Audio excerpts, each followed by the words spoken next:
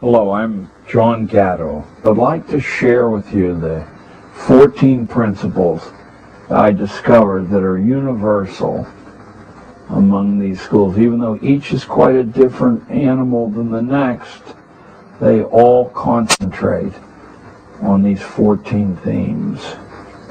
The first of these themes is that no kid should graduate without a theory of human nature. What makes people tick? What buttons do you press to get the results from your fellow man and woman that you want? And where does the fund of lore come from? Not from psychology, not even in a small way. The fund of lore about human nature comes from history, philosophy, theology, that's a curse word, isn't it, in public schooling, literature, and law. These 5 mighty agencies of human history and the human mind have a wealth of information about what human beings are like now, have been like, and probably always will be like. And every kid is expected to have a degree of expertise drawn from these sources. I guess I should say these databases. The second requirement of these schools is that every graduate have a strong experience with the active literacies. Now, we're all familiar with literacy as some exercise in reading, but the active literacies are writing and public speaking. No matter how well developed your mind becomes on strong texts, it's useless to convince anyone else of your point of view unless you can write well and you can speak well. I think we've come to this juncture in history believing that that's some God-given gift that only a few people have.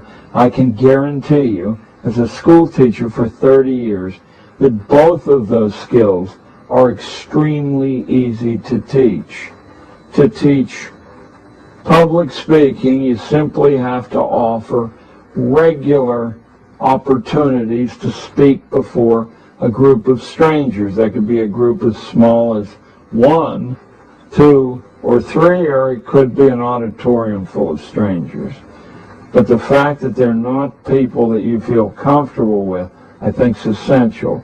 To write well, it requires nothing more than that you write constantly and regularly, every day, preferably. The improvement will occur quite naturally. At that point, you might be able to profitably use some expert intervention, but in the process of reaching competency, intervention is the worst possible thing, simply the practice of doing it. So now we have a theory of human nature and skill in the active literacies.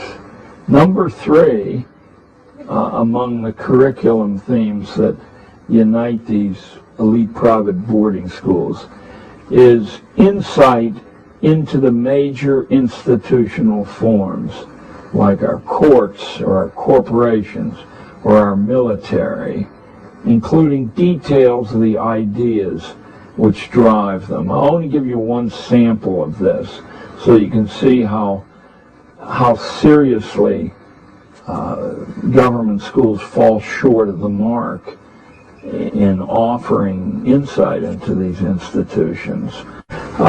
We have all heard endlessly in schools of separation of powers, that the governance of the United States is divided into at least 3 compartments.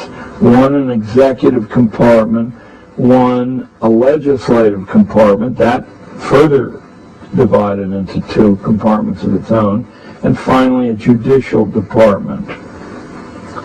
Now, a little bit of reflection should show you what the purpose of that is. Not that we all live in harmony and agree in times of trouble with what to say and do, but exactly the opposite of that. That the only possible way to arrive at an approximation of truth is through argument. The more skillful the argument on all sides, the better for the ultimate resultant of truth. So that people who appear before you in the media and say, in this time of trouble, dissent is not wanted, are truly un-American, because this country was the world's first laboratory of dissent on the part of everybody. That's really what the American dream is largely composed of. The fourth thing that private schools do, or elite private boarding schools do, that public schools hardly touch, are the repeated exercises in the forms of good manners and politeness, based on the utter truth that politeness and civility is the foundation of all future relationships, all future alliances, access to places that you might want to go there. Now don't tell me, well, that's just common sense, because any public school I've ever been in, and I've been in hundreds, is a laboratory of rudeness, cruelty, sloppiness, coarseness. The fifth thing that private boarding schools emphasize is independent work. Think again about the possible reasons for that. In public schools as we know them, the teacher is charged with about 80 to 90% of filling the time available, one way or another, and all the choices of the teachers. But in independent private boarding education, that ratio ideally is reversed. The sixth principle is that energetic physical sports aren't a luxury or a way to blow off steam, but they're absolutely the only way to confer grace on the human presence. And that grace translates into power, into money later on. Also, sports teach you practice in handling pain, in dealing with emergencies which occur regularly in sports. The seventh curricular theme in elite private boarding schools is a complete theory of access to any workplace or any person. You'd do better off than reading a civics textbook to set a kid the challenge of getting a private meeting with the mayor of Los Angeles and let him work for a year on constructing an access to the mayor. Does that sound fanciful to you?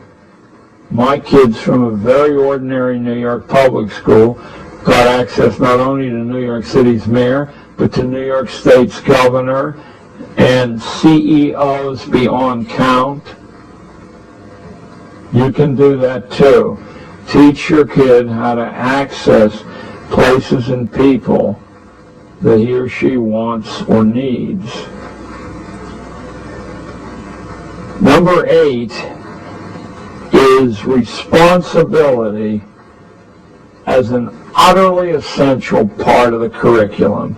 Now, yes, that includes things like washing dishes, but in elite private boarding schools, you ask a kid to care for a horse, to take some important community service, to go for leadership in clubs. Much easier to get than you think, because if the club is actually doing anything, it's a lot of hard work to be the leader, and very few people want that.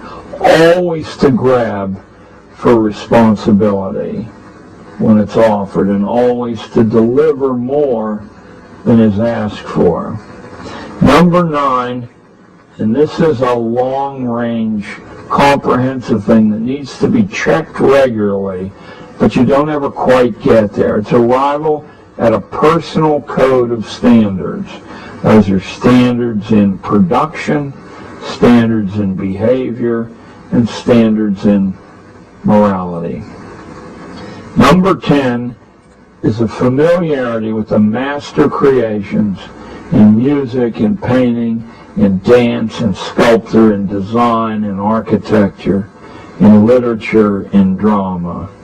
To be at ease with the arts, because apart from religion, the arts are the only way to transcend the animal materiality of our lives, to get in touch with a bigger you. Number 11 is the power of accurate observation and recording. I'll only give you one example of how you think this way, and if you push yourself, you will be able to supply many more. Power of accurate observation and recording. It used to be an axiom among the British upper classes that if you could not draw what you saw with your eye, then you in fact were not seeing what was there. So drawing wasn't a way to kill time, but a way to sharpen the perception. Number 12 is the ability to deal with challenges of all sorts. Now this one's my favorite, because one person's challenge is another person's ho-hum. To know what will challenge your son or your daughter, you have to know your son or daughter very, very well.